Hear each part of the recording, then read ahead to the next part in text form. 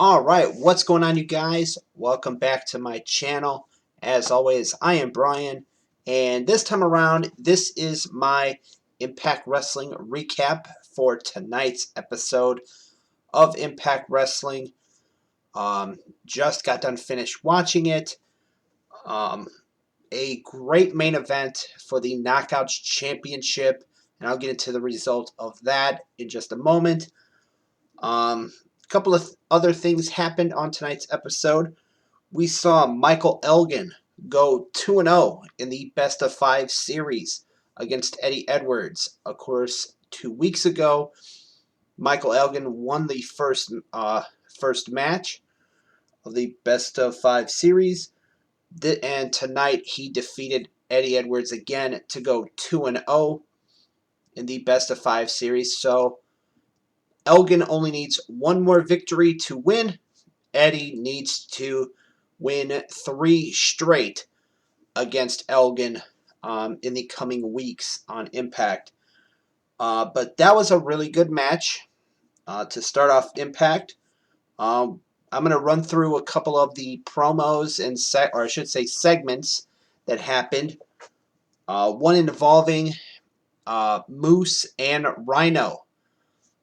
It was announced, or Moose announced, that at Sacrifice coming up on February 22nd, so a little bit later this month, I believe in 11 days from now, he's going to be taking on Rhino again. This was a rematch from their, Hard to Kill pay-per-view, and where Moose defeated Rhino. So he was getting a massage, that being Moose. Then all of a sudden, Rhino would come up and would basically say, "I don't care." When Moose was like thinking that he was still getting, he had his massager massaging his back. He said about "take it easy, don't be so rough," or whatever, and then Rhino comes up and puts his hands on him and says, "I don't care," and they start fighting with Rhino getting most of the advantage. So that's another huge match set for Sacrifice coming up on February 22nd. The second match was Madman Fulton of OVE taking on Daga in a bit of a David versus Goliath match. Madman Fulton dominated the early part of the match, with Daga getting some offense. Near the end of the match, Daga would get the advantage, but then all of a sudden, here comes Dave and Jake Christ to try to help out Fulton. Daga would take them out with a dive, but he would try to finish off Madman Fulton, but Fulton would flip him over and pin him 1, 2, 3. So that was it for that one. The third match of the night was Ethan Paige taking on Falaba. Of course, Ethan Paige, part of the North, the current reigning Impact Tag Team Champions. He took on Falaba, and both Josh Alexander and TJP were in their respective corners. Alexander was in the corner of Ethan Paige, his tag team partner, and TJP was in the corner of Falaba. An okay match. It's obviously setting up a feud with the North and Ba and TJP. Falaba picked up the win in this one with wouldn't call it a small package, even though that's what it's called, but considering Falaba's size, and Josh Matthews actually hit it on the note, called it the extra large small package. So Falaba picked up the win over Ethan Paige. We saw RVD in action taking on Joey Ryan. This was I don't even know what I would call this match. Joey Ryan got RVD, flipped him over using his you know what? He flipped him over, but in the end, RVD hit him with the 5-star frog splash and picked up the win. That was pretty much it. We saw another segment or backstage interview with Impact World Champion Tessa Blanchard. She was asked about Ace Austin's mind games. Over the last couple of weeks, Ace Austin has been targeting her. Of course, these two are going to face off at Sacrifice in a champion versus champion matchup. No titles on the line, but a battle of basically two current champions. Tessa Blanchard, of course, the current world champion, and Ace Austin, currently the X Division champion. In this interview, Ace Austin would interrupt. He would basically insult Tessa, saying that he likes women with daddy issues. This made Tessa snap. She went after Ace, was starting to beat him up.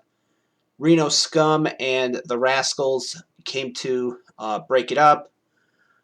This would lead to the announcement of a six-person tag next week with Tessa Blanchard, Trey of the Rascals, and Tommy Dreamer going to be taking on Ace Austin, the X Division champion, and Reno Scum. So that's a huge match for next week. We had a segment with Willie Mack and Johnny Swinger, where Swinger wanted to be Willie Mack's tag partner, and Willie Mack was having none of it. He was in a match taking on Mahabali Shera of the Desi Hit Squad. This would be a no contest because Rohit Raju would get involved. They would go after Willie. Swinger would make the save. This would lead to a tag team match being made official. And that was pretty much the next contest. Shera and Rohit would get the win with a little bit of help from Gama, where he pulled Willie Mack, got him out of the ring, and that left Swinger by himself. And and Shera and Rohit got the win over Swinger.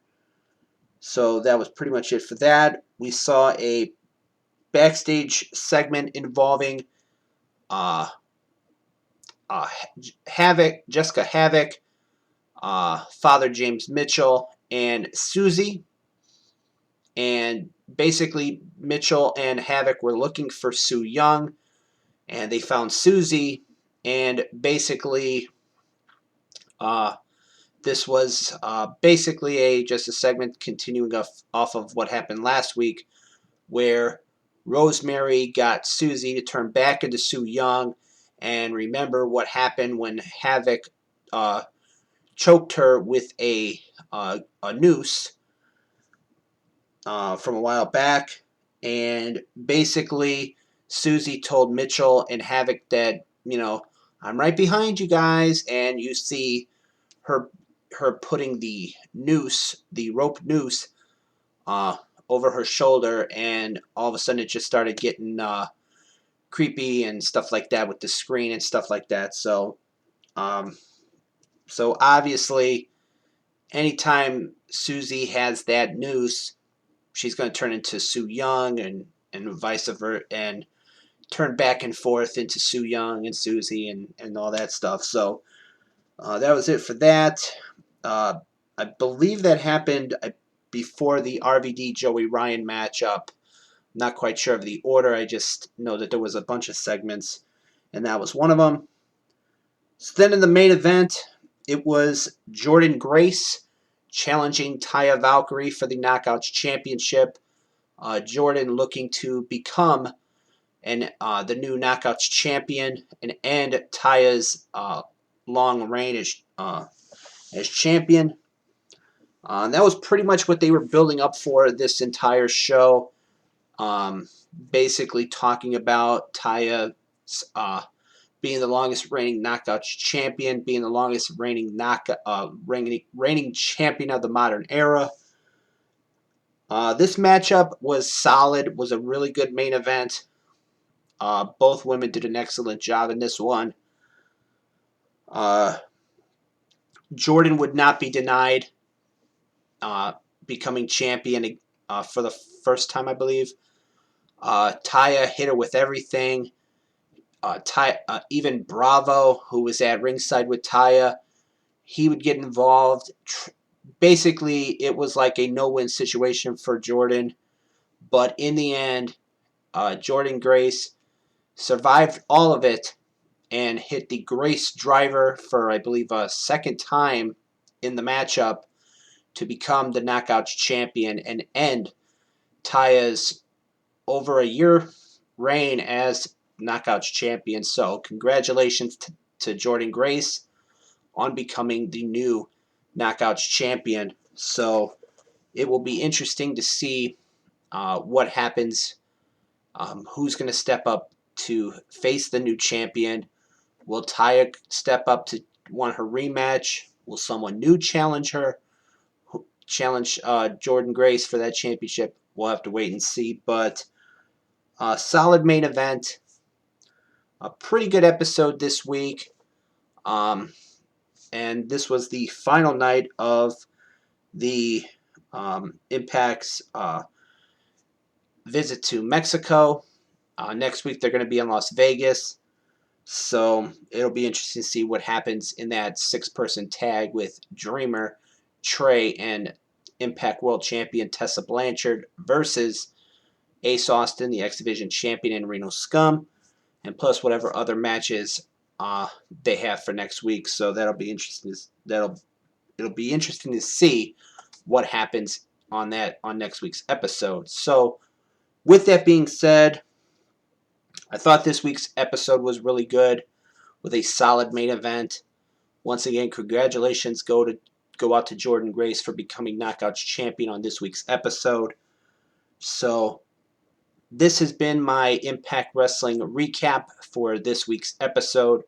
As always, I am Brian, and thank you for watching.